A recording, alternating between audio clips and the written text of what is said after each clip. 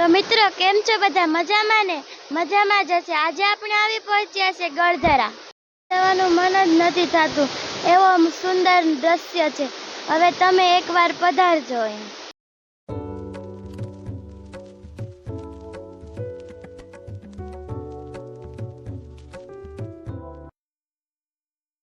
શ્રી ગણેશાય નમઃ.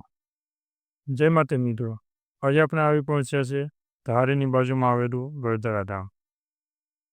આજે આપણે જાણીશું ગળધરાનો ઇતિહાસ વિશે, જેમાં માતાજી ક્યારે પ્રગટ થયા હતા, કેવા પરસા આપ્યા હતા, તેમજ આ ધરાને ગળધરા કેમ કહેવાય છે, આ ધરાનું જૂનું નામ શું હતું, તે બધી જ વાતો કરશું. તો મારી સાથે બન્યા રહેજો અને વિડીયો શરૂથી અંત સુધી જોતા રહેજો. હું છું રમેશજી અને મારી ચેનલ માઇક બાવલોગમાં તમારું સ્વાગત છે.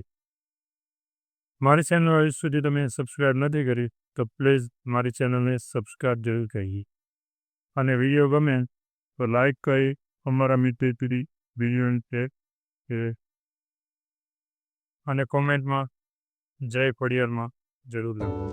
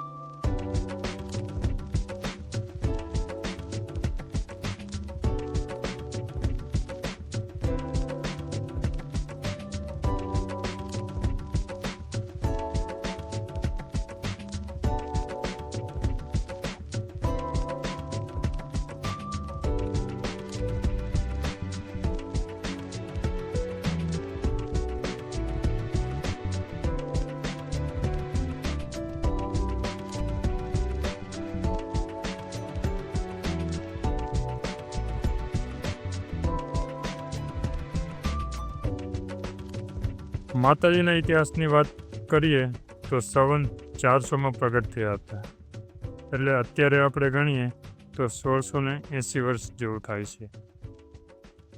માતાજી મંદિરની આગળ ધરો છે ત્યાં પ્રગટ થયા હતા અને આ ધરાને નાગધરાના નામે ઓળખાતા હતા.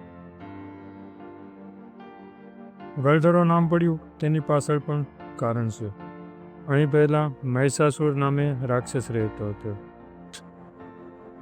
અહીંના પૂજારીજીની સાથે વાત કરતાં જાણવા મળ્યું કે આ રાક્ષસને વરદાન હતું કે તેના લોહીનું એક ટીપું પડે તો બીજો રાક્ષસ ઉત્પન્ન થાય. તેના ત્રાસથી મુક્તિ આપવા માટે માતાજી અહીં પ્રગટ થયા હતા. માતાજી જ્યારે આ રાક્ષસનો સંહાર કર્યો ત્યારે એના લોહીનું એક પણ ટીપું ના પડે એટલે માતાજી તેનું બધું લોહી પી ગયા હતા.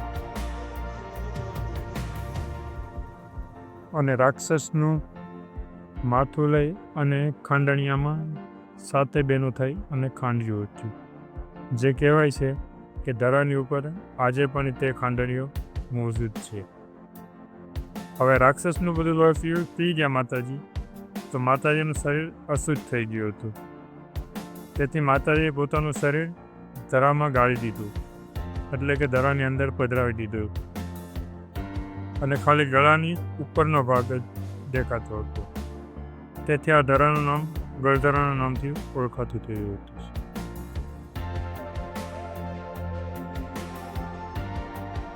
હવે વાત કરીએ આ ધામની, તો ધારીથી ચલાળા રોડ ઉપર સાઈડમાં ધારીથી આશરે 5 કિલોમીટર આ ધામ આવેલું છે. સૌથી પહેલાં તમને સફારી પાર્ક જોવા મળે છે. ત્યાં પણ તમે મુલાકાત લઈ શકો છો, જે બહુ સુંદર રીતે ગેટ ગાર્ડન તેમજ સિંહોના સ્ટેચ્યુ બનાવવામાં આવ્યા છે. તેમનો વિડીયો પણ આ ચેનલમાં અપલોડ કરી દેવામાં આવશે. સફારી પાર્ક પછી એક ડેમ જોવા મળશે, જે ખોડિયાર ડેમના નામથી ઓળખાય છે. શેત્રુંજી નદીના કાંઠે ઉનામના કાંઠે આ ખોડિયારમાંના બેસણા છે. કહેવાય છે કે પહેલાં માતાજી ધરાની અંદર જ હતા, પરંતુ વર્ષો પહેલાં માતાજીની રજા લઈ અને માતાજીને બહાર કાંઠે લાવવામાં આવ્યા, જેથી આરતી પૂજા કરવામાં કોઈ તકલીફ ન રહે, કારણ કે ચોમાસા દરમિયાન ધરામાં ખૂબ પાણી રહેતું હોય છે. તો મિત્રો કેમ છો બધા? મજામાં ને? મજામાં જ હશે. આજે આપણે આવી પહોંચ્યા છે ગળધરા. તો ધોધ પડી રહ્યો છે અને ખૂબ સુંદર નજારો પણ હોય છે, ને નદીનો રંગ પણ મસ્ત સુંદર છે, અને નદી પણ ચમકે છે. જવાનું મન જ નથી થતું, એવો સુંદર દ્રશ્ય છે. હવે તમે એકવાર પધારજો.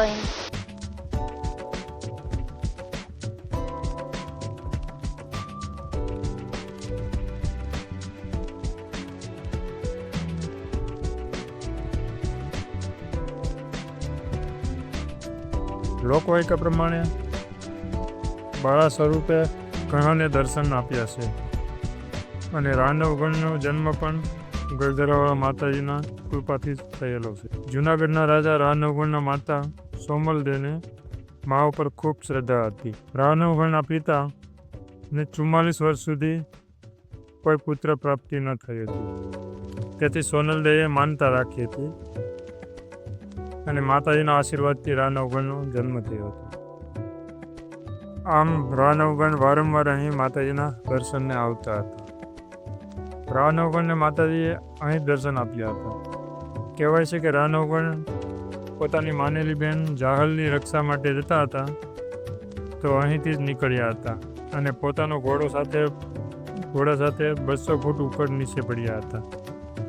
ત્યારે માતાજીએ રાનવગણની રક્ષા કરી હતી, અને કહ્યું હતું કે હું તારા ભાલા ઉપર ચકલી બનીને આવું તો જાણજે કે ગળધરાવાળીમાં ખોડિયાર આવ્યા છે. ધરાની બાજુમાં જ એક ખોડિયાર નેસ આવેલો છે. જ્યારે આ નેસની ગાયો ભેંસો ખોવાય તો ખાલી માતાજીને દીવો કરવાથી ગાયો ભેંસો પાછા આવવાના દાખલા જોવા મળે છે. તો મિત્રો, આ હતો ગળધરાનો ઇતિહાસ. તમને અમારો વિડીયો ગમ્યો હોય તો વિડીયોને લાઈક કરજો, વિડીયોને શેર કરજો, અને ચેનલને સબસ્ક્રાઈબ જરૂર કરજો, અને કોમેન્ટ